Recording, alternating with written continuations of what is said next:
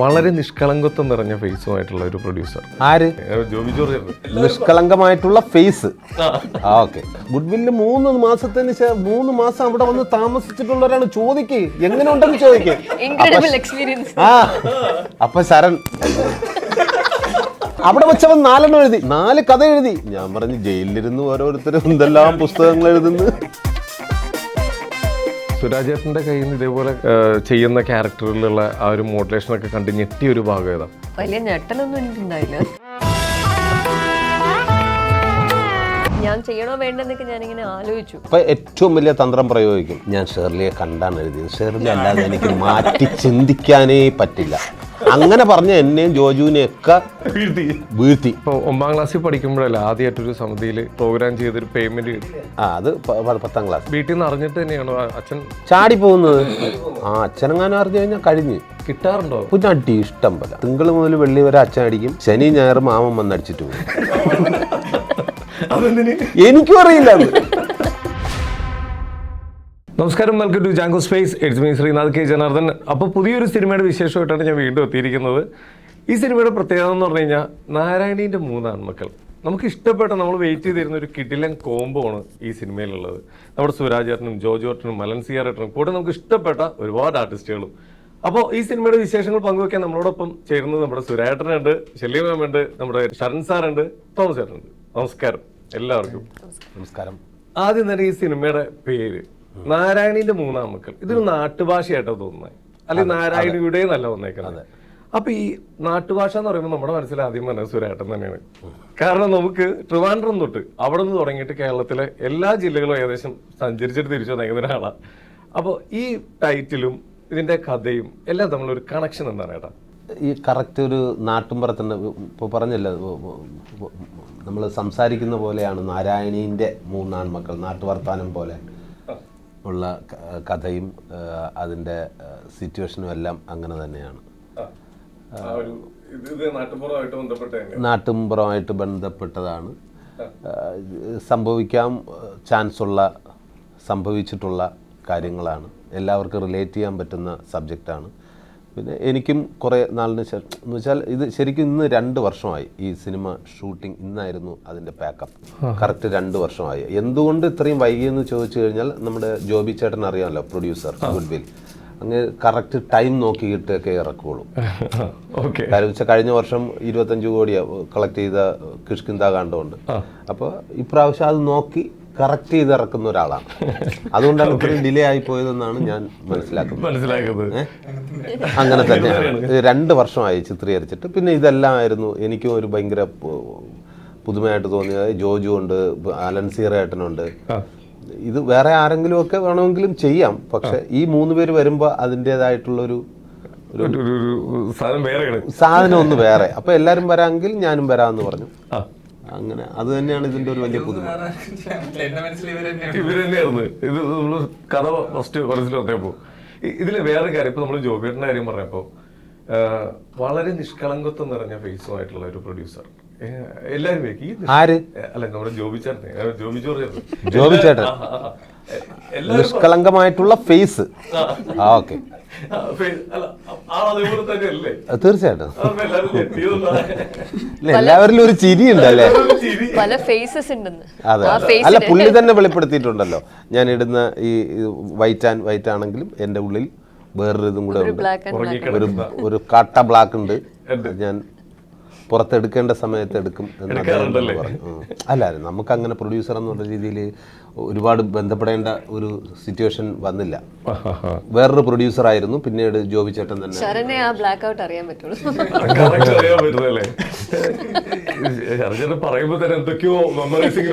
ഉണ്ട് കാര്യം. ഗുഡ്വില്ലില് പോയി താമസിച്ചെന്ന് പറഞ്ഞു. ഗുഡ്വില്ലില് 3 മാസത്തോളം ജോബി ചേട്ടൻ തന്നെ പറഞ്ഞു. ഗുഡ്വില്ലില് 3 മാസത്തിന് 3 മാസം അവിടെ വന്ന് താമസിച്ചിട്ടുള്ളവരാണ്. ചോദിക്ക് എങ്ങനെ ഉണ്ടെന്ന് ചോദിക്ക്. അപ്പൊ ശരൺ ഞാൻ പറഞ്ഞു എന്താടോ? അവിടെ വെച്ചവൻ 4 എഴുതി. ഞാൻ പറഞ്ഞു 4 കഥ എഴുതി. ഞാൻ പറഞ്ഞു ജയിലിലിരുന്ന് ഓരോരുത്തരും എന്തെല്ലാം പുസ്തകങ്ങൾ എഴുതുന്നു.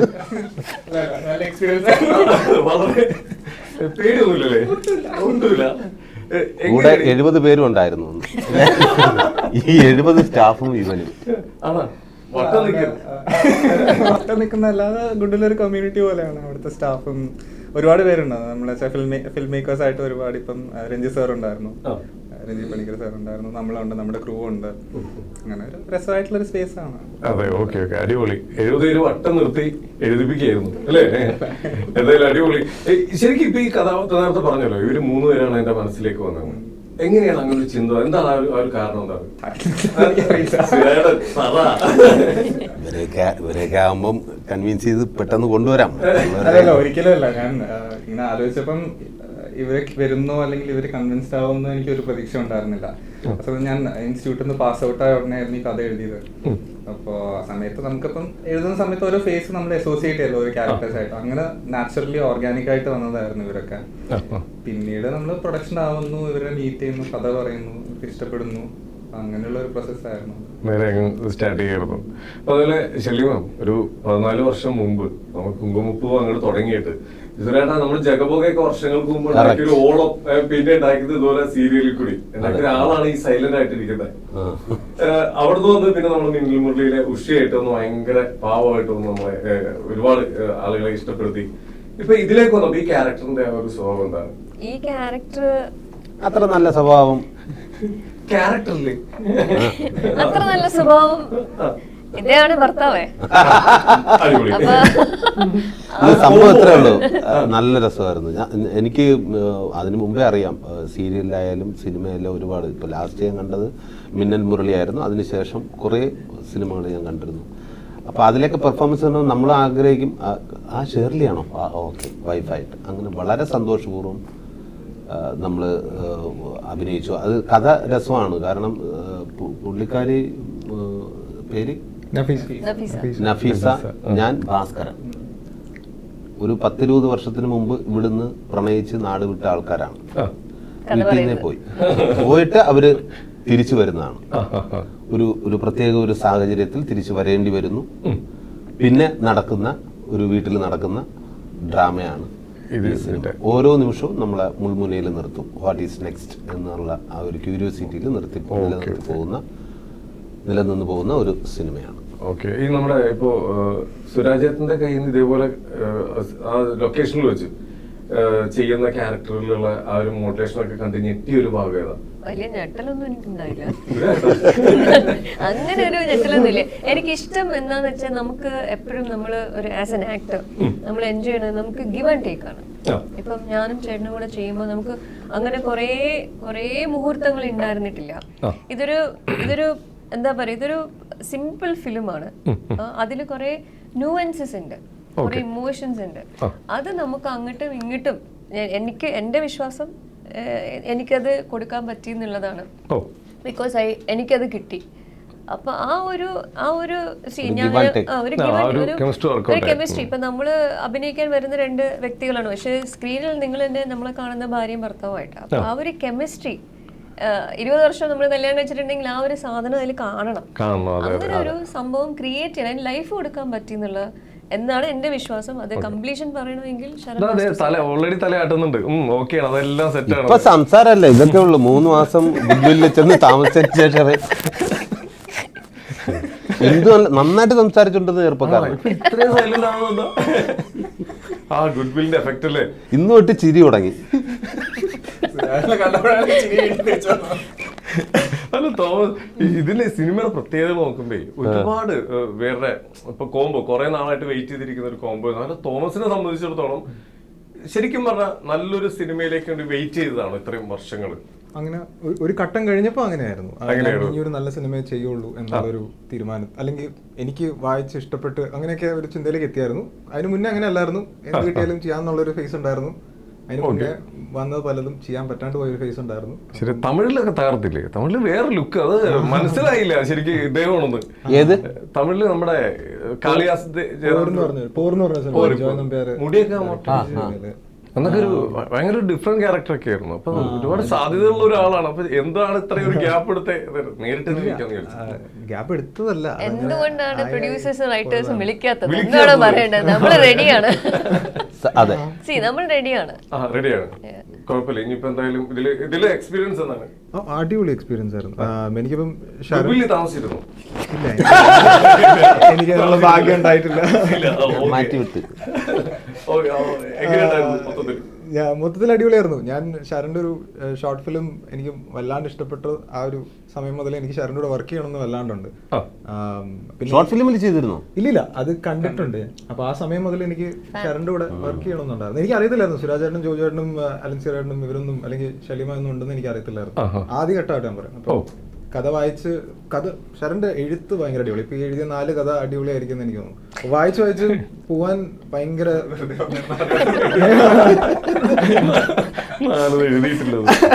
അപ്പൊ വായിച്ച് ഭയങ്കര പെട്ടെന്ന് വായിച്ചു പോകും നമ്മളതിലായി പോകും.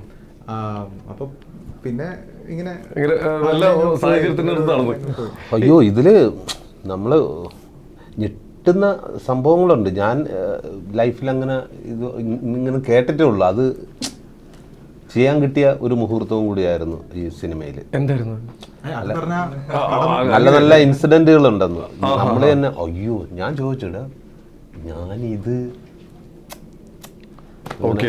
ചെയ്യിപ്പിച്ചു. എന്തായാലും കാണാതിരിക്കുന്ന ചെയ്യാതിരിക്കാൻ കുറേ ഫൈറ്റ് സീൻ അങ്ങനെ എന്തെങ്കിലും അതല്ല, അതാണ് അതിന്റെ ഒരു സർപ്രൈസ് എലമെന്റ്. ഷൂട്ട് ചെയ്യുന്ന സമയത്ത് അവിടെ എല്ലാരും സംസാരിക്കുന്ന എനിക്ക് ഓർമ്മയുണ്ട്. അത് ആ ഷോട്ട് എടുത്തു കഴിഞ്ഞിട്ട് അടിപൊളിയായിരുന്നു. ഒരു സൈലൻസ് ആയിരുന്നു കട്ട് പറഞ്ഞു കഴിഞ്ഞപ്പോ. റിസ്ക് എടുത്തതാണോ എന്തെങ്കിലും? അങ്ങനെ അല്ല, അത് നല്ല അറിയാനൊരു എന്തായാലും കുറച്ച് ദിവസം കൂടി അല്ലേ ഉള്ളൂ, നമുക്ക് തിയേറ്ററിൽ തന്നെ കാണാം. ശരിയാണ്. നമ്മളിപ്പോ ഈ ഭാഷയുടെ കാര്യം പറഞ്ഞപ്പോ ഇത് ശരിക്കും എവിടെ ഏത് ഭാഗത്ത് നടക്കുന്നത്? അങ്ങോട്ടേക്കാണോ? നമ്മുടെ കണ്ണൂർ, കൊയിലാണ്ടി, ഈ ഭാഷകള് ഇപ്പൊ പലതും നമ്മള് ഇപ്പൊ ചില നാടുകളിൽ പോയി കഴിഞ്ഞാൽ പല സാധനങ്ങൾ നമ്മൾ ഇവിടെ പറയുന്നതായിരിക്കില്ല അവിടെ പറയുന്നത്. കണ്ണൂര് പോയപ്പോ ഒരു അമ്പലത്തിൽ നിന്ന് പ്രസാദം കഴിച്ചിട്ട് അവരുടെ അമ്മ പറഞ്ഞു ആ ഇല എടുത്തിട്ട് ചാടാൻ പറഞ്ഞു. ഞാൻ സത്യത്തിൽ ഞാൻ ചാടിയിട്ടുണ്ട്, എനിക്കറിയില്ല. അപ്പൊ അതേപോലത്തെ എന്തെങ്കിലും ഇതൊക്കെ കിട്ടിയിട്ടുണ്ടോ? ഈ ഭാഷ മാറിപ്പോകുന്നു? പിന്നെ കുറേ സംഭവങ്ങളുണ്ട്. ചിലത് നമ്മൾ പറയുന്നത് അങ്ങോട്ടൊക്കെ ഇപ്പൊ തിരുവനന്തപുരത്ത് തന്നെ അപ്പൊ ഇടേ എന്ന് പറയുന്നത് ഇവിടെയൊക്കെ വേറെ രീതിയിലല്ലേ.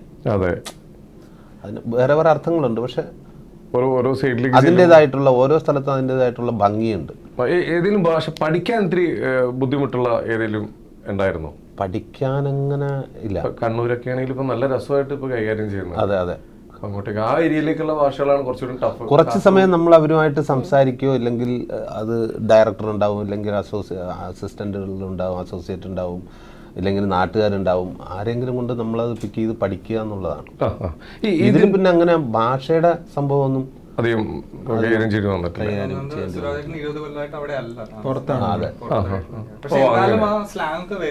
അത് വരും. ഇപ്പൊ നമ്മളിപ്പോ പുറത്ത് എവിടെ പോയാലും തിരിച്ച് വീട്ടിൽ വരുമ്പോൾ കറക്റ്റ് അമ്മ അങ്ങനെ അമ്മേ അച്ചടി ഇല്ലല്ലോ. അത് നമ്മൾ ആ സ്ഥലത്തെ പ്രസന്റ് സിറ്റുവേഷനിൽ എങ്ങനെയാണോ അത് അങ്ങനെ സംസാരിച്ചു പോകുന്നത്. പിന്നെ എന്തായാലും ആ ചുറ്റുപാടുള്ള ആളുകളൊക്കെ ആയിട്ടല്ലേ മിങ്കിൾ ചെയ്യുന്നത്. അപ്പൊ അങ്ങനെ ഓട്ടോമാറ്റിക്കലായിപ്പോ ചിലപ്പോ ഇപ്പൊ ഈ ഇതിന്റെ കഥാപാത്രം ആ സ്റ്റോറി കേട്ടപ്പോ ഫസ്റ്റ് മനസ്സിൽ ഇതെനിക്ക് ചെയ്ത് തീർക്കാൻ പറ്റും ഇതേപോലെ, കാരണം ഒരു ഇമ്പോർട്ടന്റ് ആയിട്ടുള്ള ഒരു ക്യാരക്ടറാണ്. എന്താ ബാക്കി നമ്മൾ 3 പേരും അത്ര ടെററാണോ? എനിക്കിത് ചെയ്തു തീർക്കാൻ പറ്റുന്നുണ്ട്, അവരുമായിട്ട് എന്തായാലും ഉടക്കാവും. അങ്ങനെ പറയണെങ്കിൽ നമുക്ക് തിരിച്ചറിയാം ഇവര് 3 പേരുടെയും കോമ്പറ്റീഷൻ ഒന്ന് കാണാം. അങ്ങനെയും പറയാം നമുക്ക് അങ്ങനെ വേണമെങ്കിൽ ഒന്ന് നോക്കാം. അങ്ങനെ എനിക്കിത് ആക്ച്വലി ശരൺ എന്നെ ശരണാണ് പറഞ്ഞത്. ശരൺ വിളിച്ച് പറയുമ്പോൾ തന്നെ എനിക്ക് ഇഷ്ടപ്പെട്ടു. കാരണം ശരൺ പറയുമ്പോൾ തന്നെ നമുക്കിതിനെ ഒന്ന് വിഷ്വലൈസ് ചെയ്യാൻ പറ്റും. അങ്ങനെ പൊതുവെ ഞാൻ ചെയ്യുന്ന ക്യാരക്ടേഴ്സ് എനിക്ക് അങ്ങനെ എനിക്ക് വിഷ്വലൈസ് ചെയ്യാൻ പറ്റിയാൽ മാത്രമേ ഞാൻ ചെയ്യാറുള്ളൂ. അപ്പം ശരൺ അത് വളരെ നല്ല രീതിയിൽ പറഞ്ഞു. ശരണിന്റെ പറച്ചിൽ തന്നെ ഞാൻ വീണു. രണ്ടാമത് ശരൺ പറഞ്ഞു ചെയ്ത് ഞാൻ ചെയ്യണോ വേണ്ടെന്നൊക്കെ ഞാനിങ്ങനെ ആലോചിച്ചു. ശരൺ പറഞ്ഞത് അപ്പൊ ഏറ്റവും വലിയ തന്ത്രം പ്രയോഗിക്കും. ഞാൻ ഷേർലിയെ കണ്ടാണ് എഴുതിയത്, ഷേർലി അല്ലാതെ എനിക്ക് മാറ്റി ചിന്തിക്കാനേ പറ്റില്ല. അങ്ങനെ പറഞ്ഞ എന്നെയും ജോജുവിനെ ഒക്കെ വീഴ്ത്തി അവന്റെ ആഗ്രഹം സാധിച്ചു. അതിന് വേറെ ട്വിസ്റ്റും കൂടെ കൊടുക്കാം. ജോജുവിന് അഡ്വാൻസ് കൊടുത്തു, ഇനി സാറും കൂടെ ഉള്ളൂ. എങ്കിൽ പിന്നെ ഞാനും ഉണ്ട്. ആന്ന് ഇത് എവിടെ നിന്ന് ക്ലാസ് ആണ്? ഭയങ്കര തന്ത്രം. എന്നോട് പറഞ്ഞു ജോജു അഡ്വാൻസ് വാങ്ങിച്ചെന്ന്, ജോജുവിനോട് പറഞ്ഞു ഞാൻ അഡ്വാൻസ് വാങ്ങിച്ചു. എല്ലാവരും എങ്കിൽ പിന്നെ എനിക്ക് ആ കോമ്പറ്റീഷനിൽ ഞാനും ഉണ്ട്. ശരിക്കും പറഞ്ഞല്ലേ, ഇപ്പൊ ശരൺ ചേട്ടൻ ഇപ്പൊ ആക്ട് ചെയ്യണമെങ്കിൽ അല്ലെ, നല്ലൊരു ആക്ട് ചെയ്യാനുള്ള ഒരു ഫിഗറും ഒരു ഇപ്പൊ എനിക്ക് ഗുഡ് താമസിച്ചതിന് ശേഷം എല്ലാം പഠിച്ചു എന്ന് തോന്നുന്നു. ഇവരുടെ മൂന്നുപേരുടെ മുന്നിൽ ശരൺ വാസ് റിയലി സ്ട്രോങ്. അതെ, Saran was really, I mean as a director, സാറിന് ഈ എക്സ്പീരിയൻസ് ഉള്ള ആക്ടേഴ്സ് ഒക്കെ ഈ പുതിയ ഡയറക്ടേഴ്സിനെ വരുമ്പോഴത്തേക്ക് അവരെ ഒന്ന് ഇത് ചെയ്യാൻ നോക്കും. ഇങ്ങനെ മതി അത് മതി എന്ന് പറയാം. അപ്പൊ ചില directors, to be very frank, to be very in a layman ഇതില്ല ഞാൻ പറയണേ, ചില ഡയറക്ടേഴ്സ് എങ്കിൽ പിന്നെ സാർ അങ്ങനെ പറയണമെങ്കിൽ അങ്ങനെ ചെയ്യാം, ഇങ്ങനെ ചെയ്യും. പക്ഷെ Sharan was very strong. Sharan എന്ത് എഴുതിയതോ ശരൺ അത് വേണം എന്നുണ്ട്. സോ അതെന്ന് പറയുമ്പോൾ ഒരു ആക്ടർക്ക് നമ്മൾ പലതും പറയും, ഇങ്ങനെ ചെയ്യാം അങ്ങനെ ചെയ്യാം, പക്ഷെ ഇല്ലടോ എനിക്ക് തൻ്റെ ഇതാണ് വേണ്ടത് എന്ന് പറയുമ്പോഴാണ് നമ്മളിലെ ആക്ടിങ്, ഇറ്റ്സ് എ വർക്ക്ഷോപ്പ്, ആ സാധനം വർക്ക് ചെയ്യണത്. അത് എനിക്ക് നമ്മൾ കാറിനകത്തിരുന്നപ്പോൾ ഞാൻ പറയുകയും ചെയ്തു, സാറ് ചെയ്തതിൽ നിന്ന് എനിക്ക് കുറച്ച് വ്യത്യസ്തമായിട്ട് കുറച്ച് റിയൽ ആയിട്ട് നമ്മൾ കുറേ കാര്യങ്ങൾ ചെയ്യാൻ കിട്ടുന്നത് വളരെ ചുരുക്കമാണ് നമുക്ക് സിനിമയ്ക്കുള്ളിൽ.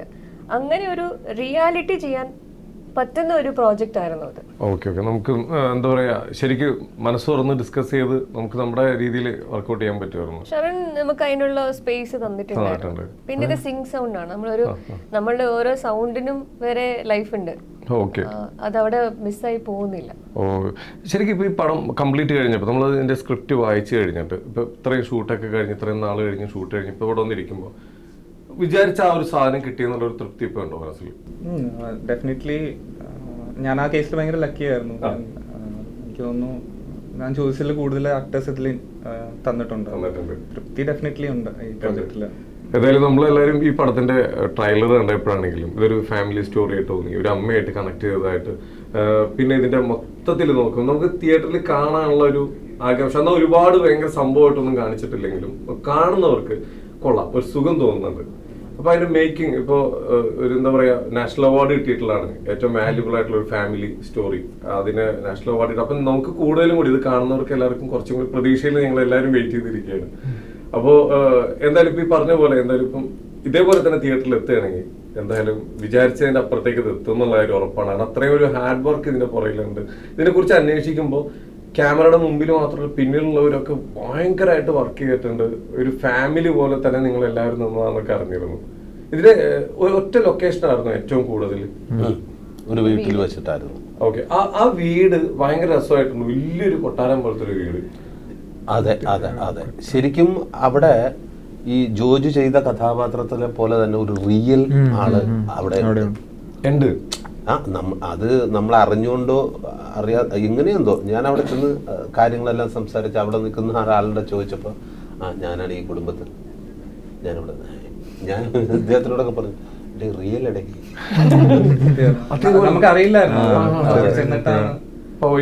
ഷൂട്ട് തുടങ്ങിയതിനു ശേഷമാണ് നമ്മൾ അതായത് ജോജുവിന്റെ കഥാപാത്രം വീട്ടില് നിൽക്കുന്ന വീടൊക്കെ നോക്കി നിൽക്കുന്ന ഒരാളാണ്. ജ്യേഷ്ഠൻ എന്ന് പറയുന്നത് മൂത്ത ജ്യേഷ്ഠൻ അദ്ദേഹമാണ് അലൻസിയറേട്ടൻ. അദ്ദേഹം വേറൊരു സ്ഥലത്താണ്, ജോലിയുണ്ട്, അങ്ങനെ. ഞാൻ പുറത്താണ്. അപ്പൊ അങ്ങനെ അവിടെയും സംഭവിക്കുന്നു. ആ വീട്ടിൽ ചേട്ടൻ ഇന്ന സ്ഥലത്താണ്, പുറത്തുനിന്ന് അനിയൻ വിദേശത്താണ്, വരും ഇടയ്ക്കൊക്കെ വല്ലപ്പോഴും ഒക്കെ വരാറുണ്ട്. അപ്പൊ നിങ്ങള് ഞാൻ തന്നെയാണ് ഇവിടുത്തെ കാര്യങ്ങൾ അമ്മയൊക്കെ നോക്കി കൂടെ നിൽക്കുന്നത്. സെയിം സിറ്റുവേഷൻ അങ്ങനെ ഉണ്ടായിട്ടുണ്ട്. ഓ അടിപൊളി, അതൊക്കെ അതുകൊണ്ട് എല്ലാവർക്കും റിലേറ്റ് ചെയ്യാൻ പറ്റും. അങ്ങനെ കാര്യം എന്ന് വെച്ചാൽ ഇല്ലെങ്കിൽ 10-20 വർഷമായിട്ട് നാട്ടിലേക്ക് വരാത്ത മക്കളും അമ്മ ഒന്ന് കാണാൻ കൊതിക്കുന്ന ഒരുപാട് മക്കളൊക്കെ വിദേശത്തൊക്കെ വർക്ക് ചെയ്യുന്നുണ്ട്. അപ്പോൾ അവർ തിരിച്ചു വരുമ്പോൾ 20 വർഷത്തിന് ശേഷം എന്തൊക്കെ കാരണങ്ങൾ കൊണ്ടാണ് പോയതെന്നുള്ളതെല്ലാം സിനിമ കാണുമ്പോൾ മനസ്സിലാവും. തിരിച്ചു വരുന്നതും അവരുടെ ഫാമിലി ഉണ്ടാകുന്ന ഇപ്പോൾ ഒരു പ്രശ്നം പറയുമ്പോൾ പലർക്കും പല രീതിയിലാണല്ലോ അതിനെ കൈകാര്യം ചെയ്യുന്നത്. അപ്പോൾ അങ്ങനെ പോകുന്ന നല്ല രസകരമായിട്ടുള്ള നല്ല മുഹൂർത്തങ്ങളിലൂടെ പോകുന്ന ഒരു സിനിമയാണ് നാരായണീൻ്റെ മൂന്നാൺമക്കൾ. ഏതായാലും സുരയുടെ വേറൊരു കാര്യം, ഇപ്പോൾ ED-യിൽ ഇപ്പോൾ മകൻ അസിസ്റ്റന്റ് ഡയറക്ടറായിട്ടൊക്കെ വർക്ക് ചെയ്യുന്നുണ്ട്. അപ്പോൾ ഇനി കുറച്ചാൾ കഴിയുമ്പോഴത്തേക്കും ഒരു അച്ഛൻ അഭിനയിക്കുന്ന പടത്തിൽ മോൻ ഡയറക്റ്റ് ചെയ്യുന്നു, ആ ഒരു സ്റ്റേജിലേക്കുള്ള ഒരു യാത്രയാണോ? ഇല്ല, ശരിക്കും അവൻ +2 കഴിഞ്ഞു അടുത്ത് പുറത്ത് പഠിക്കാനായിട്ട് പോകാൻ നിൽക്കുകയായിരുന്നു. UK-ൽ അപ്പോൾ പഠിക്കുന്നു. അപ്പോൾ പോകുന്നതിന് മുമ്പ് കുറച്ച് ദിവസം ഫ്രീ ആയിരുന്നു. അപ്പോൾ എൻ്റെ സിനിമ നടന്നപ്പോൾ ഞാൻ ചോദിച്ചു വരുന്നതെന്ന് ചോദിച്ചു. എനിക്ക് ആഗ്രഹമുണ്ടെന്ന് പറഞ്ഞു. അത് ഞാൻ മനഃപൂർവ്വം കൊണ്ടുപോയത് തന്നെയാണ്. കാരണം നേരം വെളുക്കുമ്പോൾ അച്ഛൻ പോകുന്നു, വൈകുന്നേരം തിരിച്ചു വരുന്നു, ഇയാൾ എന്താ അവിടെ കാണിക്കുന്ന പരിപാടി, ഇതെല്ലാം വീട്ടിലുള്ളവരും കൂടെ ഒന്ന് അറിഞ്ഞിരിക്കണം. പ്ലസ് നമ്മുടെ സിനിമയെന്ന് പറയുമ്പോൾ ഒരു മിലിറ്ററി സെറ്റപ്പാണല്ലോ. ഇത്ര മണിക്ക് എണീക്കണം, ഒരു 5 മണിക്ക്. 10ാം ക്ലാസ് വരെ 12ാം ക്ലാസ് വരെ അവൻ്റെ അമ്മയായിരിക്കും ചിലപ്പോൾ അവന് വേണ്ടിയിട്ടുള്ള ഡ്രസ്സെല്ലാം കഴുകി കൊടുക്കുന്നതും ഇതെല്ലാം അവൻ്റെ എല്ലാ കാര്യങ്ങളും നോക്കുന്നു. അപ്പോൾ വിട്ട് ഒരു സ്ഥലത്ത് മാറി നിൽക്കുമ്പോൾ അവൻ സ്വന്തമായിട്ട് അവൻ രാവിലെ എണീക്കണം, അവൻ്റെ ഡ്രസ്സ് അവൻ കഴുകണം, പിന്നെ എല്ലാം അവൻ തന്നെ ചെയ്യണം. അതെ അതെ. അപ്പോൾ അത് ഭയങ്കര ഒരു എക്സ്പീരിയൻസ് ആണ്. തീർച്ചയായിട്ടും. ടൈം കറക്റ്റായിരിക്കണം. ഇവ 5 മിനിറ്റ് വൈകി കഴിഞ്ഞാൽ വണ്ടി പോകും. അതെ അതെ. അപ്പോൾ വൈകരുത്, അങ്ങനെയുള്ള കാര്യങ്ങളെല്ലാം പറഞ്ഞു കൊടുത്തു. വന്നു ആ ഒരു ചിട്ട പഠിച്ചതുകൊണ്ട് അവൻ ഇപ്പോൾ UK അന്തസ്സായിട്ട് ഒറ്റയ്ക്ക് സ്വന്തം കാര്യങ്ങൾ നോക്കി.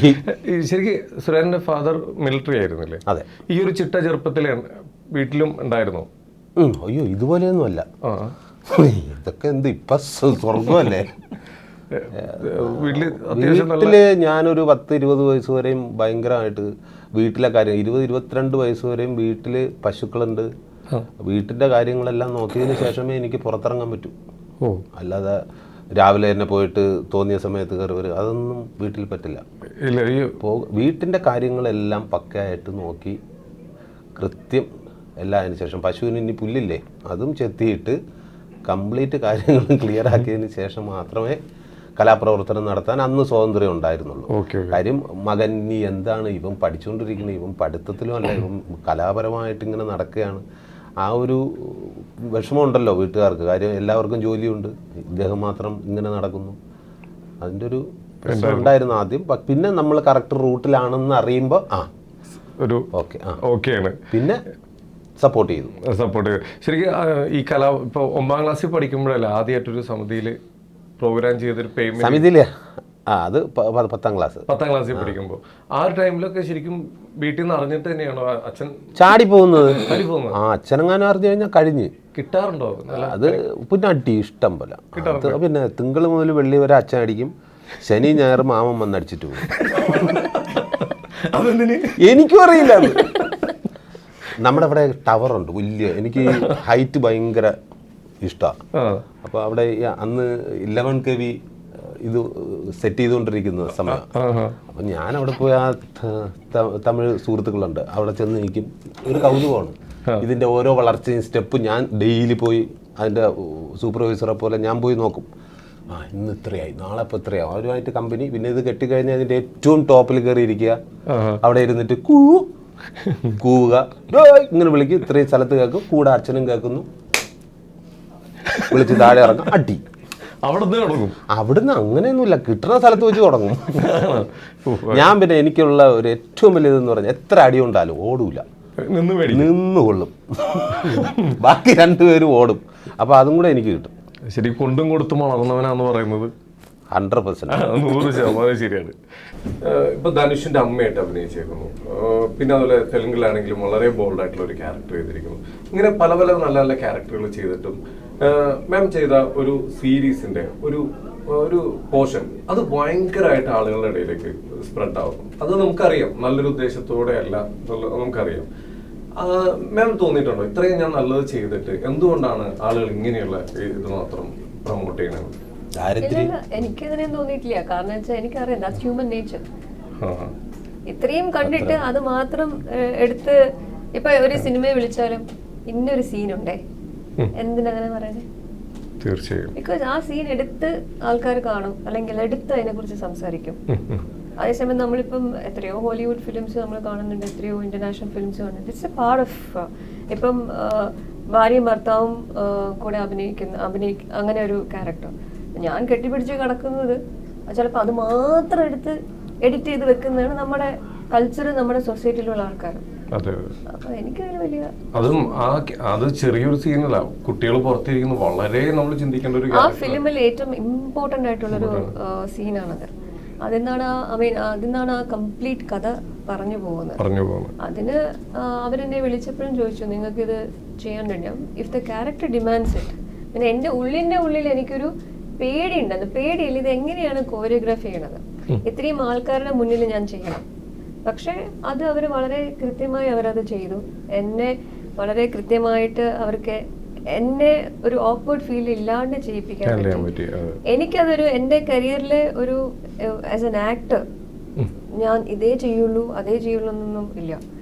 അത് ചെയ്യാൻ എനിക്ക് അതിന് ലൈഫ് കൊടുക്കാൻ പറ്റി എന്നുള്ളതിന്റെ ഒരു ഇത് മാത്രമേ ഉള്ളൂ. This one I expected it. ആ പ്രൊഡക്റ്റിന് അത്രയും ഒരു പവർ കിട്ടിയത് ആ ഒരു ക്യാരക്ടർ അത് ചെയ്ത് വെക്കുന്നുണ്ടാവും. അത് ഡിമാൻഡിങ് ആണ്. പക്ഷെ പുറത്ത് പ്രചരിപ്പിക്കുമ്പോൾ പല രീതിയിലാണ് ഉദ്ദേശങ്ങളെല്ലാം. അപ്പോൾ അതുകൊണ്ട് ചോദിച്ചാൽ മാം സുരേടാ, അപ്പോൾ എന്തായാലും നമുക്ക് ഇനി അധികം സമയം നീട്ടുന്നില്ല. ഒരു 1-2 കാര്യം കൂടി. എമ്പുരാന്റെ ഡബിങ് ഒക്കെ കഴിഞ്ഞില്ലേ? കഴിഞ്ഞു. എന്താണ് എമ്പുരാന്, എന്താണ് ഐറ്റം വരാൻ കിടക്കുന്നത്? വൻ പരിപാടിയാണ്. വൻ പരിപാടിയല്ലേ? പിന്നെ എല്ലാവരും എവിടെ ചെന്നാലും ചോദിക്കുന്നത് എമ്പുരാൻ്റെ ഇതെന്തായി. ഇപ്പൊ തമിഴ്നാട്ടിൽ പോയപ്പോൾ അവരും ചോദിക്കുന്നത് എമ്പുരാൻ വെയിറ്റിംഗ്. തമിഴ്നാട്ടിൽ പോകുന്ന വിക്രമിന്റെ കൂടെ ഇപ്പൊ അതെ റിലീസാണ്. എത്തല്ലേ? എന്തായിരുന്നു അതിലെ എക്സ്പീരിയൻസ്? എന്തായിരുന്നു? അയ്യോ കിട്ടില്ല എക്സ്പീരിയൻസ് ആയിരുന്നു. അതിൽ എസ് ജെ സൂര്യ ഒരു പോസ്റ്റ് ഇട്ടുണ്ടായിരുന്നു, 16 മിനിറ്റ് നീണ്ടു നിൽക്കുന്ന ഒരു സിംഗിൾ ഷോട്ട്. അതെങ്ങനെയുണ്ടായിരുന്നു? അയ്യോ അത് ഞാൻ ഇതുവരെ സിംഗിൾ ഷോട്ട് ചെയ്തിട്ടുണ്ടെങ്കിലും ഒരു 7 മിനിറ്റൊക്കെ ഉള്ളതൊക്കെ ചെയ്തിട്ടുള്ളൂ. ഇത് ഒരു രക്ഷയില്ല. കാരണം പെർഫോമൻസ് ഉണ്ട്, പിന്നെ ഇതിൻ്റെ ഇടയിൽ വെടിവെപ്പുണ്ട്, ഫൈറ്റ് ഉണ്ട്, വണ്ടി പിന്നെ പൊട്ടുന്നതുണ്ട്, കുറേ കവർ ചെയ്ത് വരുന്നുണ്ട്. ഓരോരുത്തർക്കും പെർഫോം ചെയ്യാനുണ്ട് അതിൽ എല്ലാവരും. അപ്പോൾ ഇത്രയും കഴിഞ്ഞിട്ട് ഒരു സിംഗിൾ ഷോട്ട് ശരിക്കും ഒരു 2 ദിവസത്തെ റിഹേഴ്സലായിരുന്നു. 3-ാമത്തെ ദിവസം ഗംഭീരമായിട്ട് എടുക്കാൻ സാധിച്ചു. കാരണം ഫസ്റ്റ് ഒരു 4 മണിയൊക്കെ ആയപ്പോഴത്തേനും ഇനി കാര്യം ഇതൊരു 7 മണി തൊട്ട് 7 മണി വരെ, രാത്രി 7 മണി തൊട്ട് വെളുക്കുമ്പോൾ ഒരു 4-5 മണിക്ക് തീരുന്ന കഥയാണ്. ഫുൾ നൈറ്റാണ്. അപ്പോൾ ഇത് നമ്മൾ റിഹേഴ്സലൊക്കെ ചെയ്തു, ഫൈനൽ എടുത്തപ്പോഴും ചില സ്ഥലത്ത് മിസ്സിങ് ആയി. അപ്പോൾ ഡയറക്ടർക്ക് ഭയങ്കര വിഷമിച്ചൊക്കെ ഇങ്ങനെ നിൽക്കുന്നു. ഞാൻ പറഞ്ഞില്ല, ഈ പ്രകൃതി പോലും ആഗ്രഹത്തിനനുസരിച്ചിട്ട് എല്ലാവരും ഒരുമിച്ച് കൂടുക എന്ന് പറയുന്നത്. 1/2 മണിക്കൂർ കൊണ്ടാണ് അത് റീസെറ്റ് ചെയ്തത്. 1/2 മണിക്കൂർ കൊണ്ട് ഇത്രയും സാധനങ്ങൾ. കാര്യം ഡയറക്ടർ ഇങ്ങനെ ഒന്ന് പറഞ്ഞ് അയാളുടെ ആഗ്രഹം പറയുമ്പോൾ ഉണ്ടല്ലോ, അതൊരു ഭയങ്കര ഇതായിരുന്നു. നമ്മൾ ശരിക്കും പറഞ്ഞാൽ ഞാനും കരഞ്ഞുപോയി.